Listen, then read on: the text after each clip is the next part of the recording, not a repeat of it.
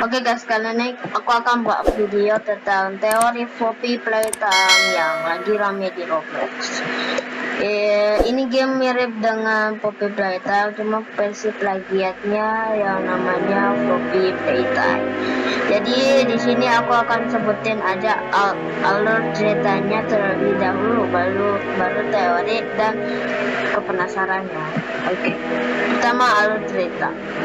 Oke, aku sebut aja ini player sebagai kita ya. Oke, pertama player di sini di rumahnya tentu saja menikmati hidupnya sangat menyenangkan ini.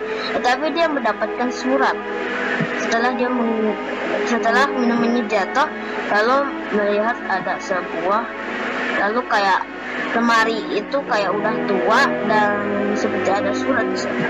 Lalu player sangat mencurigai surat tersebut. Ada surat di situ ya, pas dia buka. Nah, ternyata di situ ada surat tentang bahwa kita sebagai player disuruh masuk ke pabrik mainan yang sudah terbengkalai.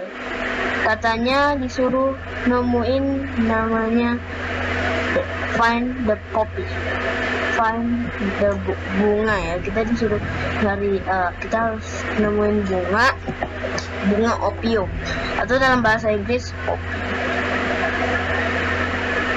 Lanjut, player masuk ke pabrik yang sudah ditunjukkan dalam surat tersebut.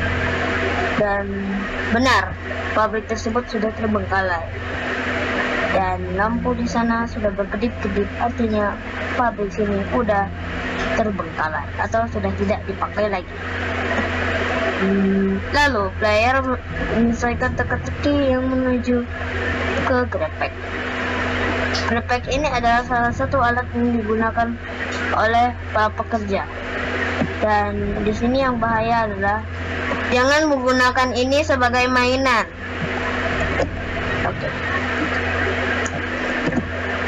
Oke. Setelah player mendapatkan grepek itu dan tidak dimainkan, tentu saja dia berhasil masuk ke part selanjutnya. Kita part 2 ini adalah bagian dimana player bertemu dengan Huggy Wuggy. Stop dulu alur ceritanya. Ada satu pertanyaan yang mengganggu aku.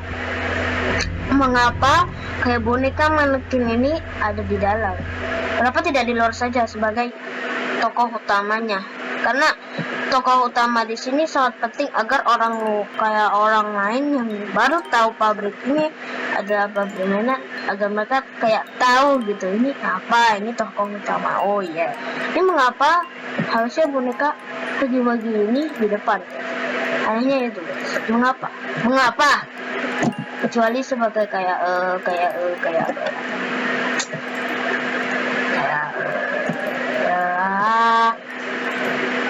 kalau dia bergerak dalam kayak kostum gitu guys.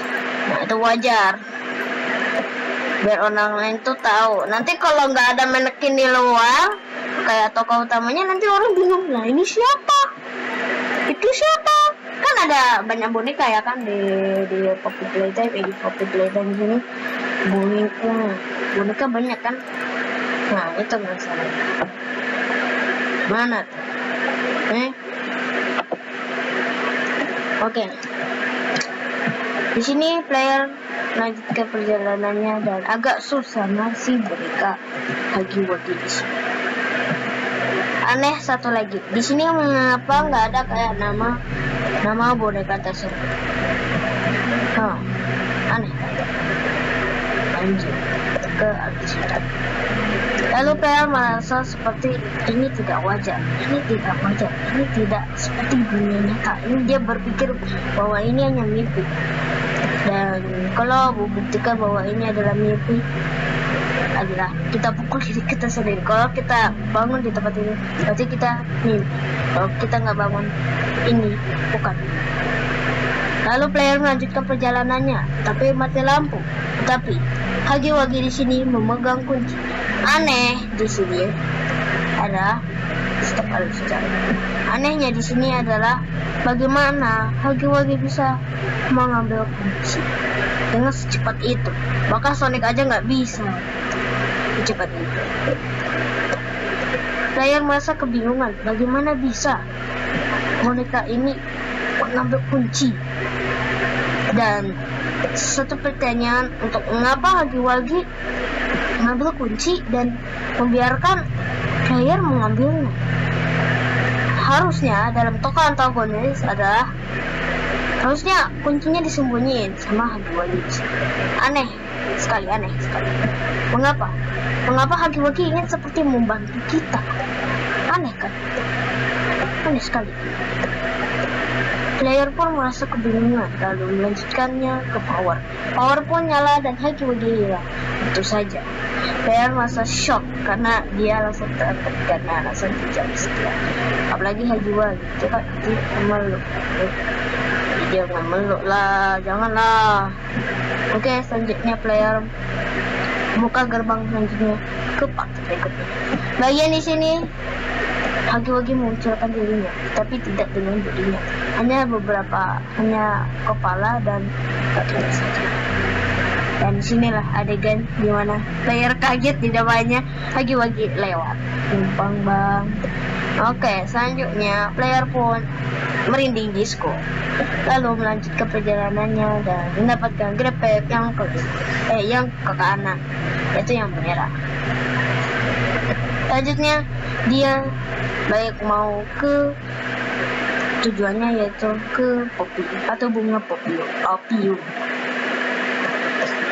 Setelah selesai keluar dari van, Hagi-Wagi muncul di depannya setelah dia menggunakan mesin make up pad. Itu saja listriknya mati. Gimana gak mati? Wah, hebat sekali tuh mesinnya. Oke, lanjutnya player pun shock dan sempat terdiam setelah melihat Hagi-Wagi yang bisa bergerak. Itu saja. Lalu Hagi-Wagi pun mengajar player dan player pun kabur ke van. Stop dulu harus kita ke part sebelumnya. Pertama, mengapa Hagi-Wagi menampakkan dirinya? Harusnya dalam tokoh antagonis dia tidak memunculkan dirinya tanpa sebab. Biasanya tokoh antagonis hanya akan muncul jika player hampir selesai dalam bagian ingin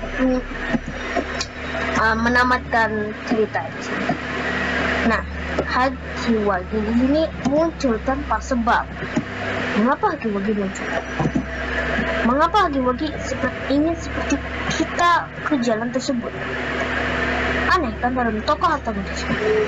Bukankah harusnya tokoh antagonis tidak usah menunjukkan dirinya tanpa sebab? Salah satu pertanyaan yang banyak bertanya. Apalagi di game Poppy. Lanjut ke alur cerita. Player pun berhasil kabur dan mengunci gerbang Hagi ingin lewat dan kita. Oke. Kalian sudah tahu mengapa Hagi-Wagi bisa bergerak. Oke, kita nggak usah seperti itu. Lama durasi. Oke. Dan player pun menemukan bunga poppy. Cerita pun tamat. Oke, aku di sini membuat bagian kepenasaran untuk bagian mengapa kita jatuh dan ke kodenya. Bukankah harusnya kita maju terus ya? Tapi emang gitu harusnya. Nggak bisa. Pertanyaannya adalah, yang fans selanjutnya itu menuju ke arah mana? Apakah ini adalah jalan Hagi-Wagi agar dia bisa bergerak? Atau mungkin ini adalah jalan cepat menuju fan dan mesin make up pad? Oke, di sini agak mulai Oke guys, jadi segini aja episode dalam kemerindingan disco. Oke, segini aja episode.